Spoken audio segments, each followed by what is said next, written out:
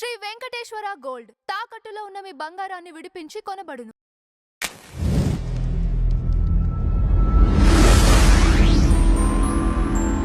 Sir నమస్కారం.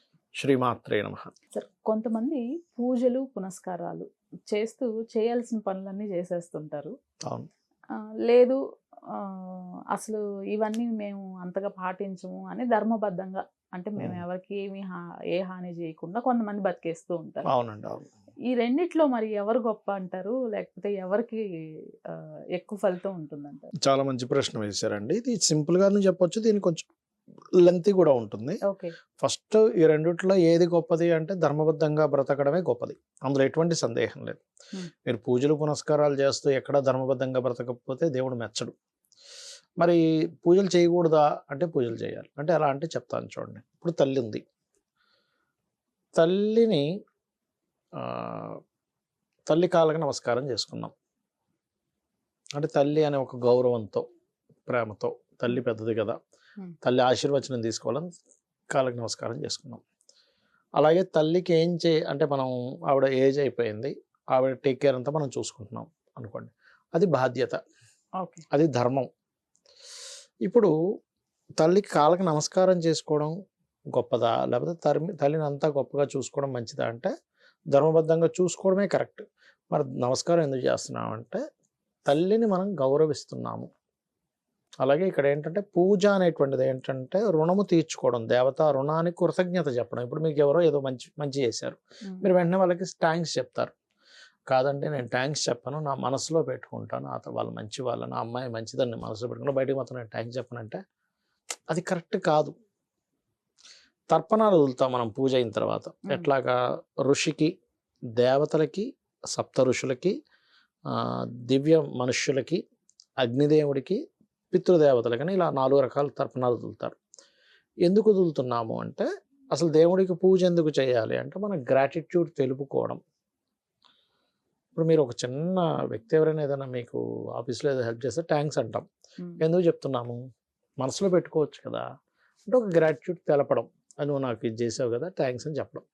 అట్లాగే పూజ చేయడం అనేటువంటిది ఏదైతే ఉందో, ఒకటి పూజ అనేటువంటిది మిమ్మల్ని 2 రకాలుగా ఉద్ధరిస్తుంది. ఏంటి అంటే దేవతకి మీరు ఏదైతే చేస్తారో అది వెంటనే దాని యొక్క ఫలితం ఇస్తుంది. ఇప్పుడు కాకపోయినా రేపు పొద్దునైనా ఇస్తుంది. కేవలం నమస్కారం చేసినా ఫలితం ఇస్తుంది.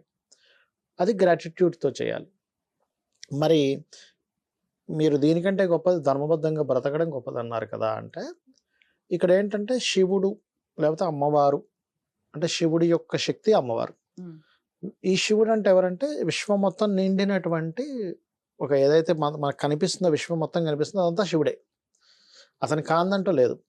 ఇప్పుడు నేను ఎగ్జాంపుల్, నా ఫ్రెండ్ ఒక అతను ఉన్నాడు అనుకోండి, అతను చెయ్యిని గిల్లాను ఎగ్జాంపుల్ అని, ఏంట్రా ఇలా గిల్లుతున్నావు అన్నాడు అనుకోండి. అరే నిన్ను కాదు కదా, నీ చెయ్యను కదరా అంటే, నువ్వు వేరు నీ చెయ్యి వేరు కాదు కదా, అతనే ఆయన చెయ్యి ఆయన ఒకటే కదా. అలాగే ఈ విశ్వంలో ప్రకృతిలో ఉన్నటువంటి ప్రతిదీ ఈశ్వరుడే, ప్రతి జీవి ఈశ్వరుడే, ప్రతి మనిషి ఈశ్వరుడే. కాబట్టి నువ్వు సాటి మనిషితో ధర్మబద్ధంగా ఉండడం ఈశ్వరుడు మెచ్చుతాడు. అర్థమైందండి?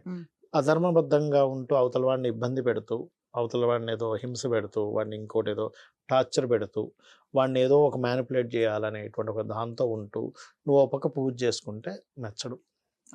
అంటే ఎలా అంటే తల్లికి కాళ్ళకి నమస్కారం చేసుకుంటానండి, కానీ తల్లికి నేను అన్నం పెట్టనంటే ఎలా ఉంటుంది? అది కరెక్ట్ కాదు కదా.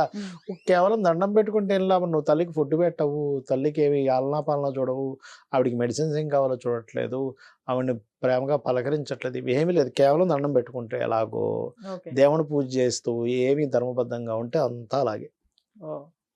అర్థమైందా మీకు? కాకపోతే ఏంటంటే ఈ మాటికి ఏంద్ర కాళ్ళ మీద పడుతున్నాడు అని ఆ ఒక్క చిన్న ఇది ఉంటుంది.